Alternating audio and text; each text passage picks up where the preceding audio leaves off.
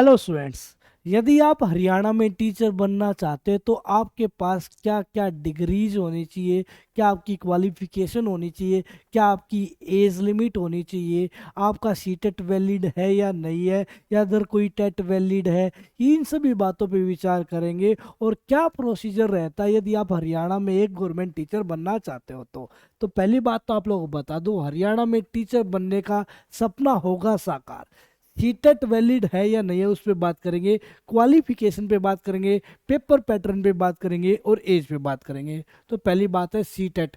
CTET valid नहीं है भाई। सीटेट आप केवीएस का एग्जाम्स देते हो, एनवीएस का एग्जाम देते हो, DSSB का एग्जाम देते हो। कुछ स्टेट्स में सीटेट को टेट की तरह वैलिड कर रखा है, चाहे सीटेट पास हो या उस स्टेट का टेट पास हो, तो बात एक ही है। बट हरियाणा में सीटेट वैलिड नहीं है, only HTET, Haryana teacher eligibility test. ठीक है, ये एक साल में कितनी बार होता है? ये एक साल में एक बार होता है। एक साल में एक बार तो होगा ही होगा।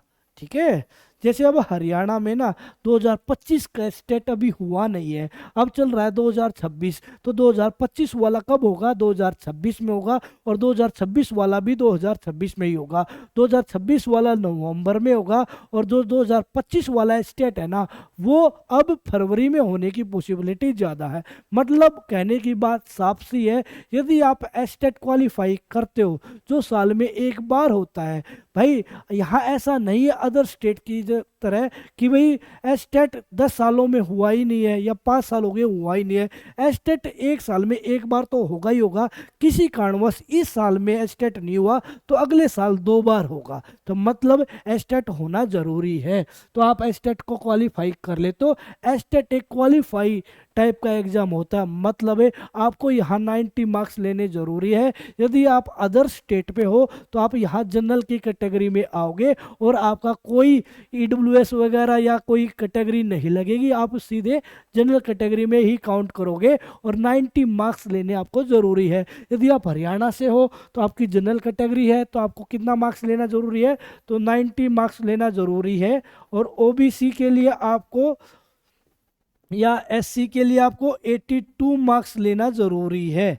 ठीक है, तो आप कहोगे सर 90 मार्क्स यहाँ 82 मार्क्स यहाँ, तो आप एस्टेट क्वालिफाई कर जाते हो। तो एस्टेट की जो वैलिडिटी होती है ना, वो लाइफ टाइम होती है।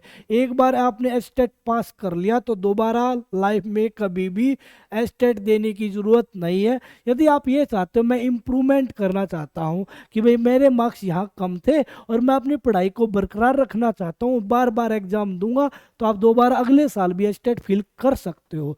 बट वैलिडिटी इसकी लाइफ टाइम है। बट दूसरी बात, जो इसके एस्टेट के क्वालिफाई करने पर जो मार्क्स आ रखे हैं ना, वो नहीं जुड़ते हैं, वो मार्क्स नहीं जुड़ते हैं। ये ओनली क्या है, क्वालिफाइंग नेचर का एग्जाम है, इसके मार्क्स नहीं जुड़ते हैं। चाहे आप 90 लेके आओ, चाहे आप 130 लेके आओ, चाहे 150 का ये एग्जाम होता है, चाहे 150 लेके आओ, इसके मार्क्स काउंट नहीं होंगे। तो ये बस पास करना जरूरी है और 90 पे ये पास हो जाता है। क्लियर? बिल्कुल क्लियर सर। फिर बात कर लेते हैं क्वालिफिकेशन क्या रही होगी।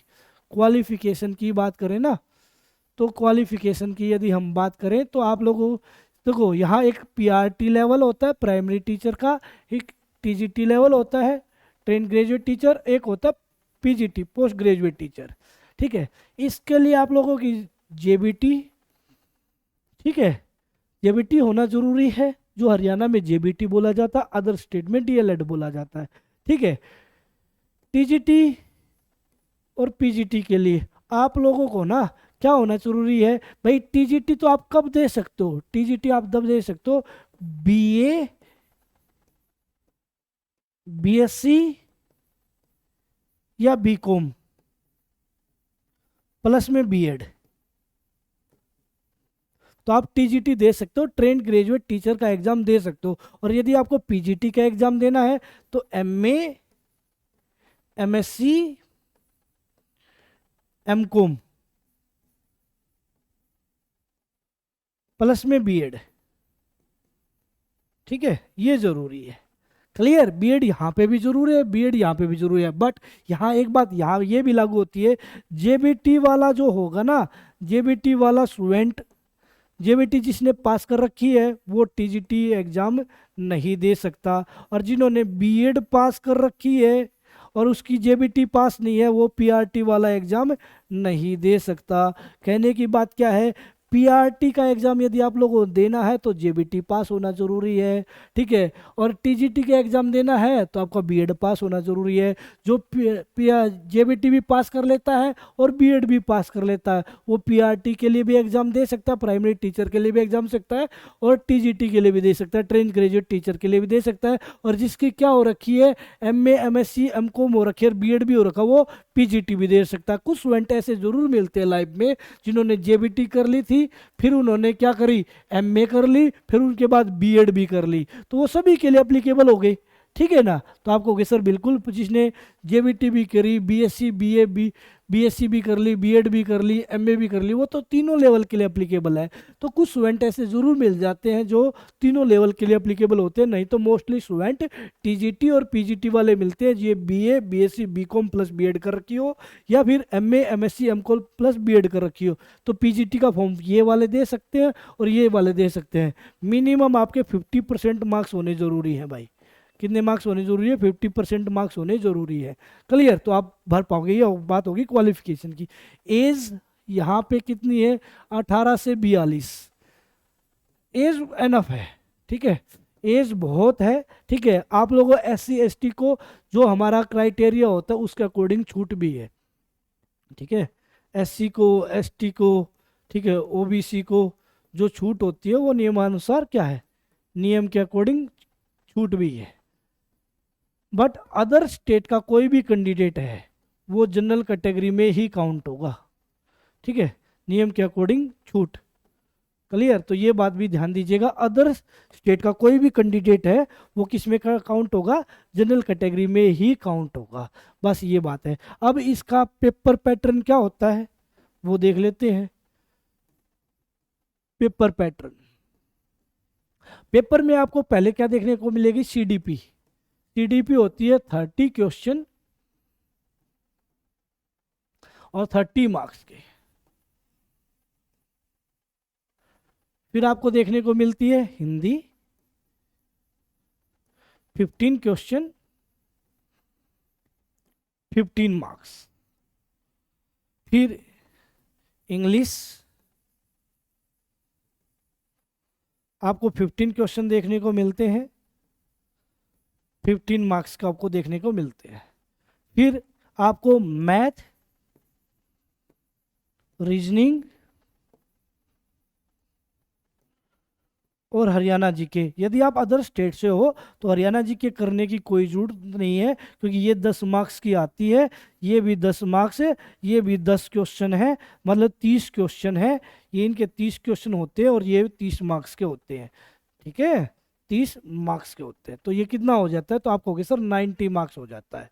क्लियर, और 90 मार्क्स में से जो यहाँ स्कोर कर लेता है 70 प्लस, उसका गारंटिड है। और 70 प्लस लेके आना बड़ा मुश्किल काम नहीं है, और इस आप लोग आसानी से लेके आ सकते हो। सीडीपी, हिंदी, इंग्लिश, ये जो पेपर पैटर्न है ना, ये अब किसकी तरफ पे हो गया है, सीटेट की तरफ पे हो गया। बस इसमें क्या आना स्टार्ट हो गया, ग्रामर भी आएगी प्लस पेडागोजी भी आएगी। इंग्लिश में ग्रामर भी आएगी, पेडागोजी भी आएगी, ठीक है। तो ये हो गया 90 मार्क्स प्लस में 60 मार्क्स और। अब वो 60 मार्क्स कौन सा, क्योंकि कितने क्वेश्चन होते हैं, 150 क्वेश्चन होते हैं एस्टेट में, 150 क्वेश्चन होते हैं एस्टेट में, 150 मार्क्स का होता है। क्लियर, नेगेटिव मार्किंग नहीं होती है, नेगेटिव मार्किंग नहीं होती है। एक क्वेश्चन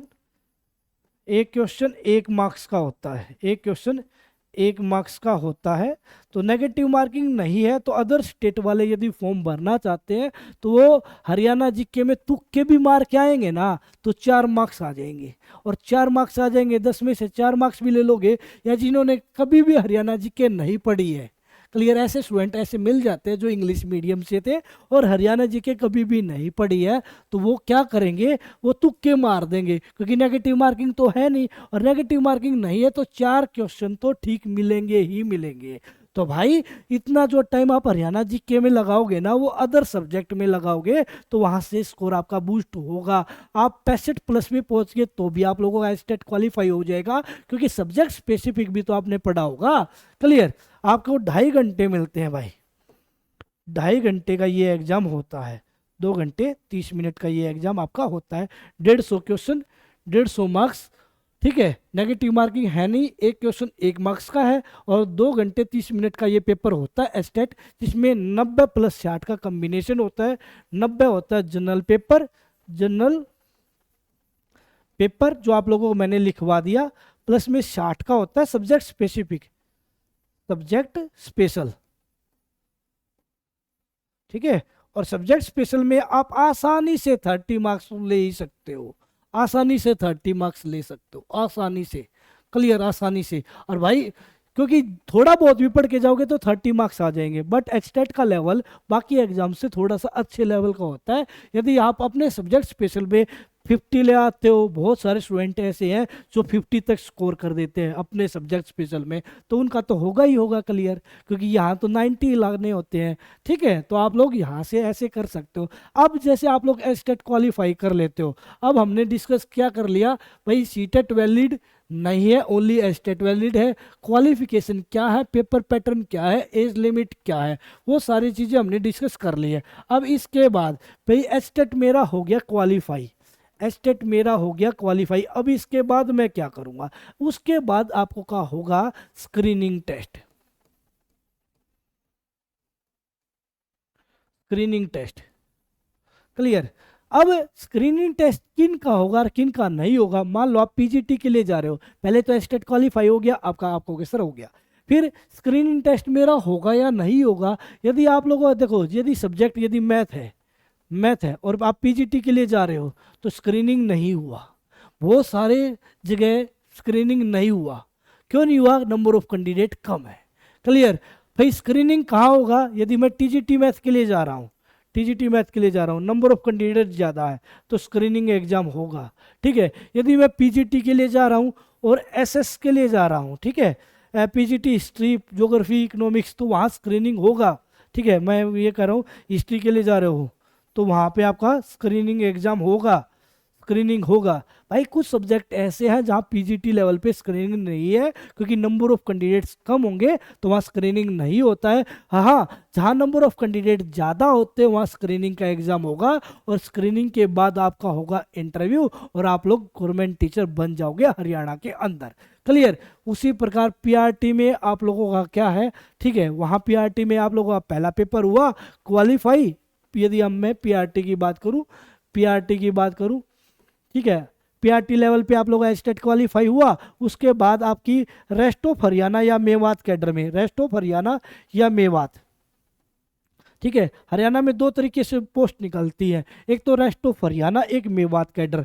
मेवात कैडर का मतलब क्या होता है, वो बंदा हमेशा मेवात के एरिया में ही रहेगा। एक रेस्ट ऑफ हरियाणा, उसका रेस्ट ऑफ हरियाणा में किसी भी डिस्ट्रिक्ट में उसकी ड्यूटी आ सकती है। क्लियर। यदि आप मन चाहे स्टेशन पे पोस्ट लेना चाहते हो तो आपका सब्जेक्ट स्पेशल क्या होना चाहिए, ज़बरदस्त होना चाहिए, तब आपका एक एग्जाम होगा, आपको मन चाहे पोस्ट भी दे दी जाएगी आपके गांव के आसपास, आपके शहर के आसपास, यदि आपका सब्जेक्ट स्पेशल स्ट्रोंग है तो। ठीक है भाई, सर मैंने एस्टेट क्वालिफाई किया है, स्क्रीनिंग क्वालिफाई किया है, तो सब्जेक्ट तो मेरा स्ट्रोंग है ही, बट और ज़्यादा जो टॉपर, दोबारा फिर एक एग्जाम यदि आप देते हो, जो हमारा कहाँ पे होगा, तो वो हमारा होगा जब टीचर एसोसिएशन के अकॉर्डिंग होता है, वहाँ पे क्या होता है या बोर्ड के अधीन होता है, वो आप लोग ट्रांसफ़र चाहते हो और मन चाहे पोस्ट चाहते हो तो वहाँ पे एक एग्ज़ाम और दे दो, आपको कहाँ मिल जाएगी, मन चाहे जगह पे पोस्टिंग मिल जाएगी। उसके लिए आपका जो स्कोर कार्ड होना वो अच्छा होना चाहिए उस सब्जेक्ट से रिलेटेड, क्योंकि दोबारा फिर टेस्ट लेंगे वो। ठीक है, तो भाई ऐसा आप लोग मन चाहे पोस्ट भी ले सकते हो अपने आसपास इलाकों में। फिर थोड़ा सा अप्रोच होती थी पहले, अब थोड़ा अप्रोच कम हो गई है। अप्रोच ये नहीं है अब नहीं चलती है मन चाहे पोस्ट लेने के लिए, अप्रोच अब भी चलती है बट अब कम है। वहाँ स्कोर कार्ड बूस्ट पे ऊपर डिपेंड करता है, मेरा स्कोर कार्ड क्या चल रहा है, उसके अकॉर्डिंग मुझे मनचाही पोस्ट भी मिल जाती है। ठीक है, तो आप कहोगे सर बिल्कुल क्लियर है। तो आप इस तरीके से हरियाणा में टीचर बन सकते हो। उम्मीद करता हूँ आपको इस पॉइंट से रिलेटेड सारे क्वेश्चन क्लियर हो गए होंगे। यदि आपके ये पॉइंट क्लियर हो जाते हैं, आप इस वीडियो को अदर स्टूडेंट तक शेयर कर दीजिएगा, क्योंकि इस प्रकार के इन्फॉर्मेटिव वीडियोस आप लोगों को देते रहते हैं। और हमारा लवी मैथमेटिक्स ऐप पे जाके फ्री ऑफ कॉस्ट आप टेस्ट सीरीज सिलेबस वगैरह चेकआउट कर सकते हो, चाहे आपका कोई भी लेवल क्यों ना रहा हो। यदि आपको सिलेबस चेक करना है केवीएस का, एनवीएस का, ईएमआरएस का या कोई और, तो लवी मैथमेटिक्स ऐप, जिस नेम से हमारा यूट्यूब चैनल है उसी नेम से हमारा ऐप भी है, तो वहाँ जाके चेक कर लीजिएगा। ठीक है, फ्री में बहुत सारी चीज़ें हैं। और आप सिस्टमेटिक ढंग से तैयारी करना चाहते हो तो लवी मैथमेटिक्स ऐप को डाउनलोड कर लीजिए और वहाँ पे कोर्सेज है, वहाँ इनरोल कर सकते हो।